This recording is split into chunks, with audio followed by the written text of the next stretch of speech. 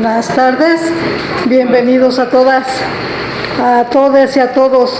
Gracias a las ponentes.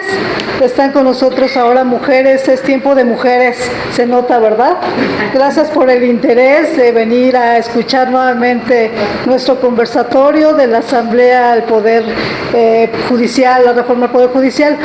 Me da mucho gusto que tengan ese interés. Ayer me entrevistaron y me preguntaron si conocíamos a los jueces, a nuestros magistrados, ¿verdad? Pues no los conocemos.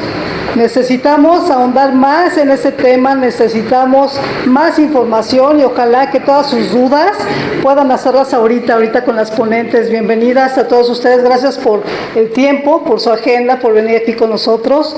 Le voy a pasar el micrófono a nuestro compañero, el licenciado Miguel Martínez, coordinador jurídico. Estamos a sus órdenes, cualquier cosa. Gracias por estar aquí nuevamente. Gracias. Licenciado. Gracias, muy buenas tardes a todos. Continuamos con esta serie de conversatorios. Tenemos el día de hoy a 3 ponentes que nos hablarán sobre la reforma judicial. Empezaríamos con dándole el uso de la voz a la doctora Natalia Eguiluz Ornelas. Ella es doctora en Ciencias Políticas por la Universidad Nacional Autónoma de México, maestra en Estudios de la Mujer por la UAM Xochimilco, cuenta con un diplomado en Historia del Pensamiento y Problemáticas Contemporáneas de América Latina por Camena UACM.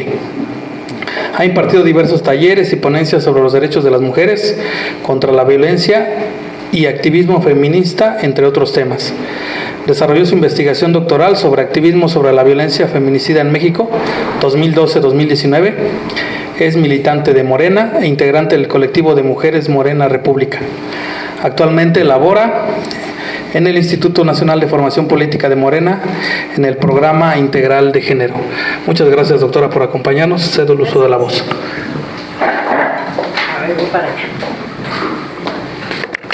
Muchísimas gracias por la invitación. Es un gusto estar con ustedes esta tarde por acá en Benito Juárez. Y bueno, pues voy entonces a empezar yo a hablar sobre esta reforma y cuál es la importancia de esta reforma también para las mujeres, ¿no? Esta reforma es una de las reformas que le decimos la reforma madre, ¿no? La reforma más importante del bloque de reformas que se están proponiendo y que seguramente vamos a lograr realizar. ¿Por qué? Porque logramos ese voto masivo, esa confianza pues impresionante del pueblo, ¿no? Ese refrendo de que continúe la transformación y que se profundice la transformación en nuestro país. Y entonces pues vamos a hablar un poco de por qué decimos que esta es la reforma madre, por qué es tan importante y por qué es tan importante para las mujeres en específico. Entonces, miren, vamos a iniciar pensando en algo que nos ha dicho mucho nuestra ministra del Pueblo, ¿no? La compañera ministra Lenia Batres, que nos ha informado, ahora que ella está ahí, nos ha informado a toda la gente, al pueblo, de realmente qué pasa dentro de ese poder. O sea, si ya lo sabíamos, el tener a alguien como ella ahí nos ha permitido también conocer mucho más de cerca, en las entrañas de cómo funciona ese poder. Y algo que ella nos ha contado en las diferentes conferencias que ha dado y que está ahí también respaldado por estudios, por cifras, es que realmente para las y los mexicanos el Poder Judicial, la justicia en México es injusta, ¿no? Y puede parecer como un pleonasmo, ¿no? Decir la justicia es injusta, pero la realidad es que es así. Tenemos un problema grave porque esta justicia no llega para la mayoría de los mexicanos y las mexicanas, porque esta búsqueda de la justicia no llega, la mayoría de la gente no accede, y se dice la justicia es clasista, es machista y es racista. Esa es la visión que ha imperado. Es una justicia, un poder que ha sido elitista, que nos ha costado mucho trabajo que entienda que estamos en un proceso de transformación y que este país ya cambió, pero ese poder se ha resistido. Entonces, miren, para las mujeres yo les voy a hablar un poquito de lo que se vive justamente hoy, y con esto quiero iniciar un poco como traer a colación algunos casos específicos que son una muestra de lo que le ocurre a muchas mujeres en este país cuando buscan justicia. Lo que le pasó a Marilena de los Ríos, ¿no? Marilena Ríos es una mujer que fue víctima de violencia ácida, que le echaron ácido en la cara, que le deformaron su rostro, y ella, bueno, es saxofonista. De hecho, a partir de su caso se hace la ley Malena, y esta ley ya se aprobó en varios estados del país, incluida la Ciudad de México, pero resulta que hoy un juez decidió dejar en libertad a su agresor. Imagínense, o sea, un caso tan grave que está obviamente documentado, que incluso es uno de los casos de un activismo de esta mujer que ha logrado incluso que se haga una ley en contra de este tipo de violencia tan grave. ¿Y qué pasa? ¿Cuál es la respuesta del juez? Lo dejó en libertad. Entonces, ¿cuál es la justicia ahí? Digo, si eso le pasa a ella, imagínense lo que le pasará a otra mujer que no ha tenido la posibilidad de estar en los medios, que ha tenido esa solidaridad, esa articulación con las compañeras legisladoras, muchas de Morena, ¿no?, que apoyaron esa iniciativa, las colectivas, ella misma, su familia, ¿no? ¿Y qué sucedió? Esto, las dejaron, o sea, dejaron en libertad al tipo. Entonces, tenemos aquí un problema muy grave, que además, este problema estructural en nuestro país de violencia muy grave hacia las mujeres en diferentes niveles y de diferentes tipos, que llega a su punto más álgido, que es la violencia más extrema, que es el feminicidio, que es ya acabar con la vida de una mujer. Pues tenemos esta situación además de que esta violencia tan extrema, tan atroz, pues se profundizó, agudizó y extendió en la época del sexenio del Espurio Calderón. Cuando Felipe Calderón fue impuesto como presidente, es ahí cuando empieza a crecer este tipo de violencia tan grave y a extenderse, porque antes estaba en Ciudad Juárez, estaba en algunos lugares, pero digamos que se hace mucho más extensiva y se profundiza con el sexenio de Felipe Calderón, y desde ahí sigue subiendo, ¿no?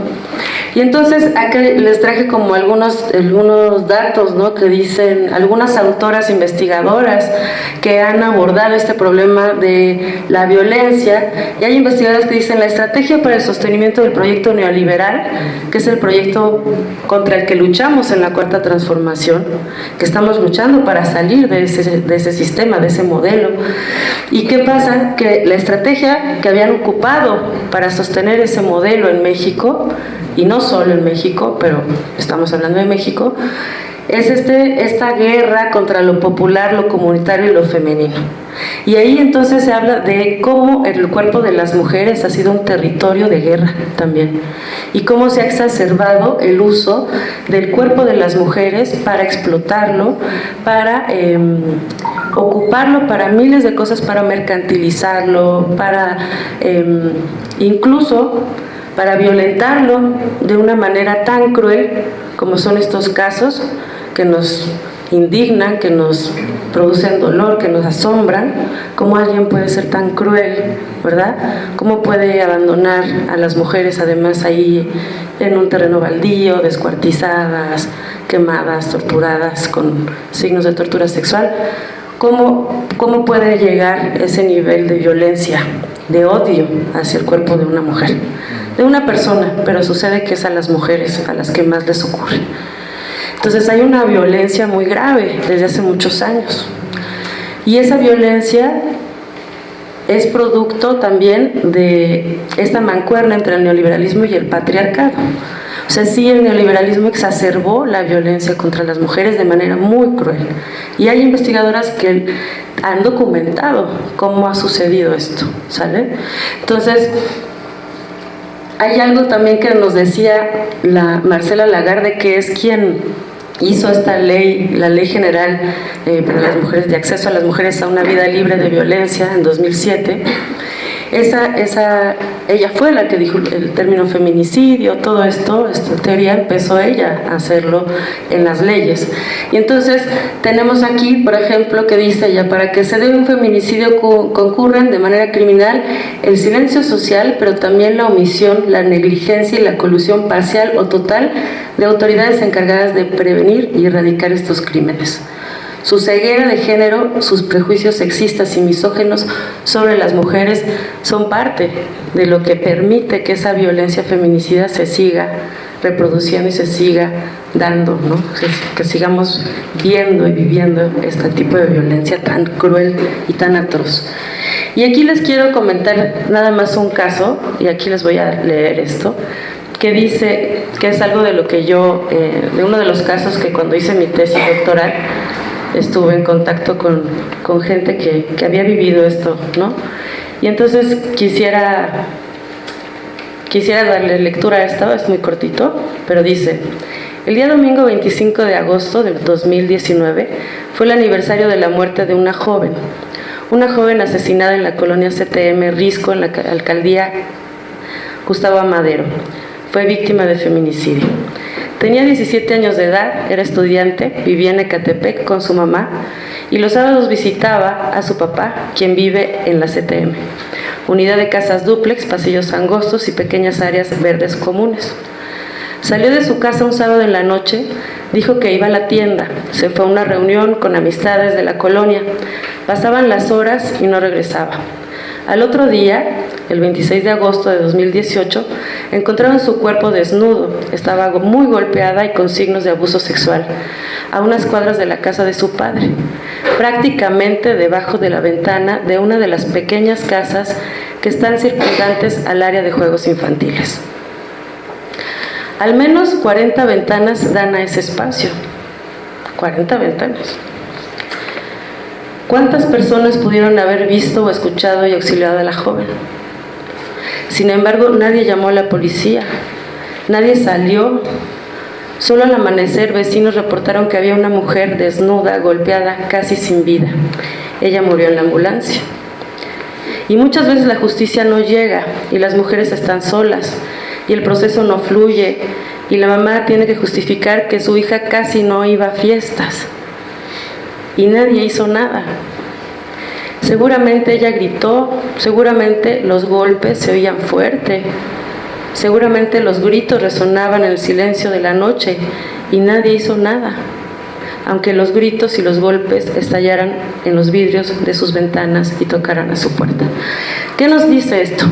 Que hay un problema fuerte que tiene que ver con una indiferencia social, con una normalización o con un miedo que existe, que también es parte del deterioro de los tejidos sociales. Pero también hay una situación de injusticia, de cuando la gente busca justicia frente a estos casos y no encuentra una respuesta, ¿no?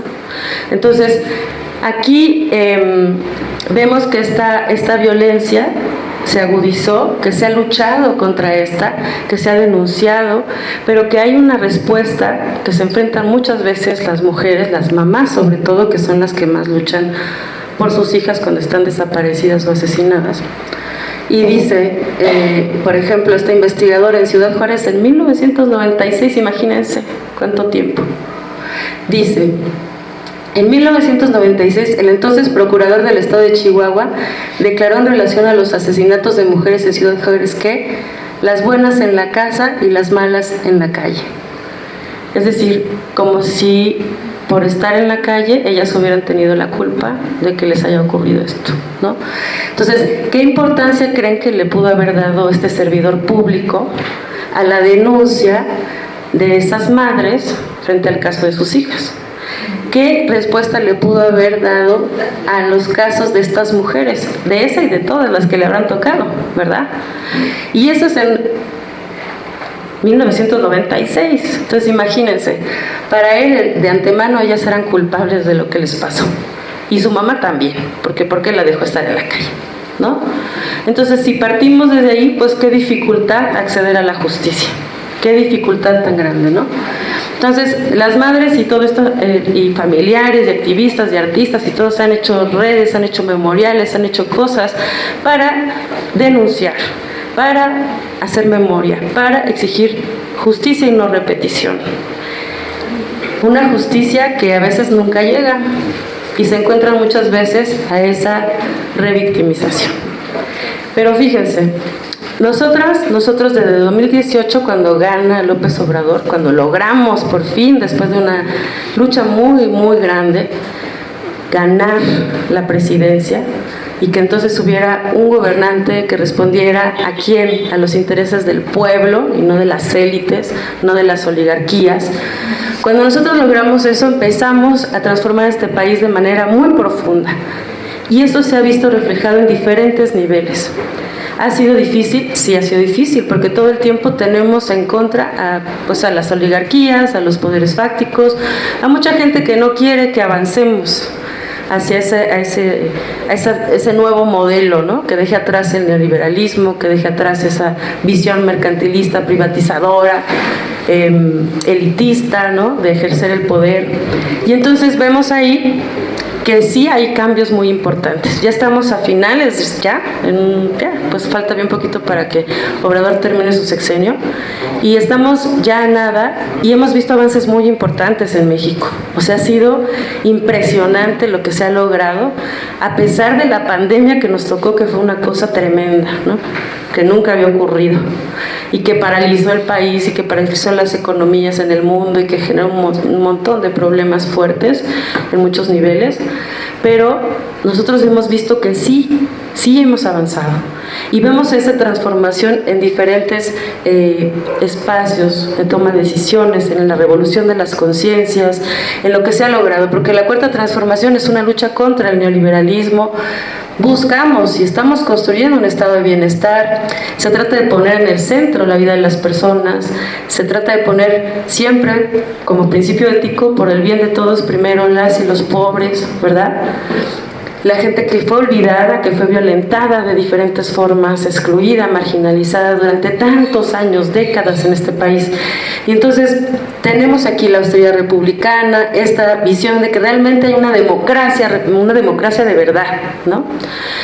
Y hemos visto que sí, que estamos tratando de entender que el poder emana y reside en el pueblo y que estos gobiernos son producto de lo que nosotros le dimos de confianza, ¿verdad? Para que nos representen en esos espacios. Y entonces hemos visto también nuestra visión de que la paz es fruto de la justicia y que es imprescindible atender las causas. Y que hemos intentado y estamos logrando esta revolución de las conciencias contra el clasismo, contra el racismo, contra el machismo, generar justicia social, igualdad, el humanismo mexicano, que no podemos ser indiferentes hacia el dolor de las personas. Por lo tanto, no podemos ser indiferentes hacia esta desigualdad que existe estructural en una sociedad patriarcal entre mujeres y hombres y a las violencias que genera este sistema, ¿no? Entonces, ahí vamos, hemos avanzado. Tenemos por primera vez el gabinete paritario, es decir, las mujeres son parte del gabinete. Tenemos en el 2019 la reforma de paridad en todo, donde se mandata que todos los tres poderes y los tres órganos de gobierno, los tres niveles de gobierno, deben tener 50 y 50 mujeres y hombres, ¿no? Eso está en la Constitución, en 2019 se aprobó. Antes Obrador había hecho su gabinete paritario sin que a nadie se lo exigiera, pero tampoco sin que nadie se lo prohibiera, ¿no? O sea, no había nada que se lo prohibiera ni que lo obligara a cumplir con eso, pero él lo hizo así.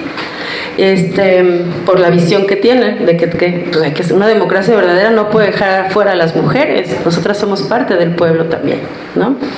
Y entonces el reconocimiento de derechos de las trabajadoras del hogar, tenemos una disminución de feminicidios, se ha logrado eso, pero ¿qué creen? Todavía tenemos un problema. Ahorita van a ver la siguiente cifra de cuántos feminicidas quedan impunes, ¿no?